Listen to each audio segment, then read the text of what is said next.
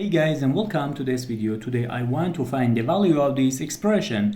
Maybe you solve this expression like this first. 5 minus 5 is equals to 0.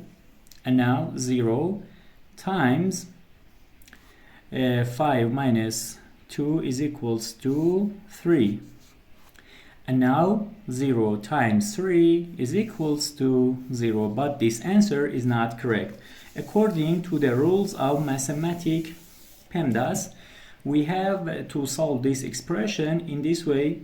First parenthesis, then exponent, then multiplication and division, and then addition and subtraction. According to the PEMDAS, we have one parenthesis here that we have to solve it first. Now 5 minus 2 is equals to 3. Let's rewrite the expression. We have 5 minus 5, and we have one multiplication here and 3. Now, according to the PEMDAS, multiplication has a higher priority than subtraction. So we have to solve it first. 5 times 3 is equals to 15. Now we have 5 minus 15.